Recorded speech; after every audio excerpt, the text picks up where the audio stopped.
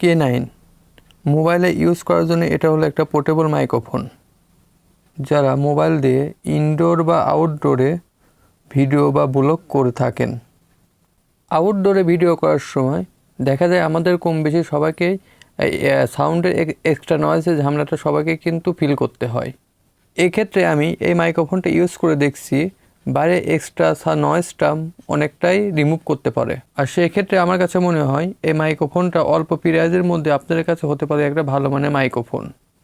আর যেহেতু এটা তারবিহীন মাইক্রোফোন, তাই এটা আপনাকে ব্যবহার করে অনেকটা স্বাচ্ছন্দ্য বোধ করতে পারবেন। এটা ঝামেলাটা খুবই কম হবে ইউজ করার ক্ষেত্রে।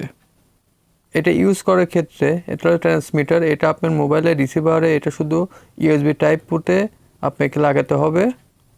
আমি এটা কিভাবে লাগাতে হবে সেটা আপনাদেরকে, এটা আমার ফোনের ইউএসবি পুটে আমি এটা কানেক্ট করছি। আর মাইক্রোফোনটির পিছে এটা অন অফ একটা বাটন আছে, এটা আপনি অন করলে পরে তখন আপনার মোবাইলের সঙ্গে এটা কানেক্ট হয়ে যাবে। এই মাইক্রোফোনটা দিয়ে আপনারা মোটামুটি 20 মিটারের ভিতরে ভয়েসটা রেকর্ড করতে পারবেন। তবে সেক্ষেত্রে যদি একটু কাছে থেকে করেন তাহলে রেকর্ডিং সাউন্ডটা আরও অনেকটা স্মুথভাবে রেকর্ড হয়। এই মাইক্রোফোনটার প্যাকেটের ভিতরে একটা রিসিভার আর দুটো ট্রান্সমিটার পেয়ে যাবেন, আর সঙ্গে পাবেন একটা ইউএসবি টাইপ সি পুট যেটা দিয়ে আপনারা চার্জ করতে পারবেন। তবে এই মাইক্রোফোনটা 2 ক্যাটাগরির হয়, আমি আপনাদেরকে দেখাই। এটার মডেল হলো কে9। কে9টাতে আপনি পাবেন একটা রিসিভার, 2টা ট্রান্সমিটার। আর সেম মডেল আর একটা আছে কে8, সেটাতে আপনি একটা রিসিভার একটা ট্রান্সমিটার পাবেন। এটার দামটা 1 থেকে 150 টাকা কম বেশি আছে। আপনাদের যেটা প্রয়োজন, যদি মনে করেন যে আপনার একটা রিসিভার সহ লাগবে তাহলে আপনারা কে8টা নিতে পারেন। আর যদি মনে করেন যে আপনার 2টা রিসিভার প্রয়োজন সেক্ষেত্রে আপনারা কে9টা নিতে পারেন। আর সঙ্গে এরকম একটা ইউএসবি পুট তো প্রতিটা প্যাকেটেই থাকবে। এই ট্রান্সমিটারটার ওজনটা খুবই হালকা এবং সাইজটাও আকারে ছোট।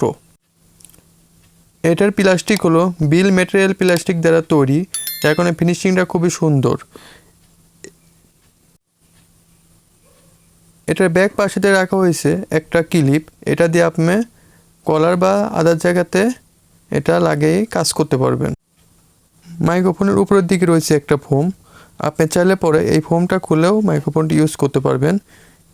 তবে সেক্ষেত্রে আমি বলবো যদি মাইক্রোফোন খুলে এটা আপনি ইউজ করেন তাহলে আপনার হয়তো সাউন্ডের নয়েজটা আসতে পারে, যার কারণে আমার মনে হয় এটা আপনার ফোম লাগিয়ে ইউজ করাটাই বেটার হবে। মাইক্রোফোনটির রাইট সাইডে আছে একটি ইউএসবি টাইপ সি পুট, এটার মাধ্যমে আপনি মাইক্রোফোনটি চার্জ করতে পারবেন। ব্যাক সাইডের ক্লিপের নিচে আছে একটা পাওয়ার বাটন, এটাতে আপনি এটা অন অফ করতে পারবেন। এটাই মূলত এটা কন্ট্রোল করার পাওয়ার অন অফ সুইচ।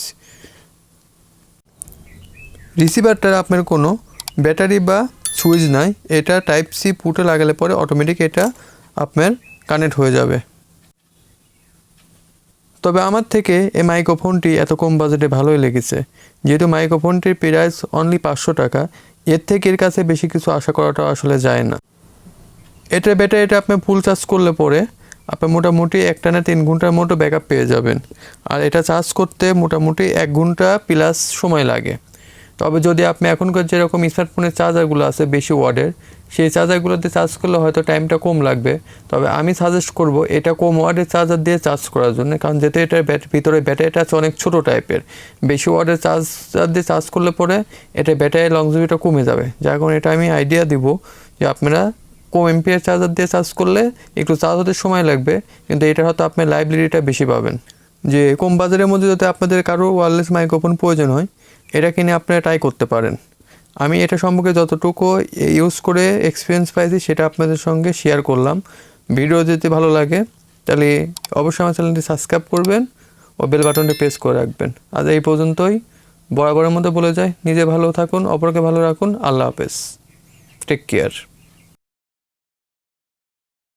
চমৎকার সব ইউনিক গ্যাজেটের রিভিউ, এগুলো তৈরির প্রযুক্তি সহ বিভিন্ন গ্যাজেট তৈরির আইডিয়া পেতে ও ইলেকট্রনিক্স প্রোডাক্টের নিত্য নতুন আপডেট জানতে টেক টিউন চ্যানেলটি সাবস্ক্রাইব করে বেল আইকনটি ক্লিক করে রাখুন। চ্যানেলটি ঘুরে আসতে পারেন দারুণ সব পর্বগুলো মিস করে থাকলে।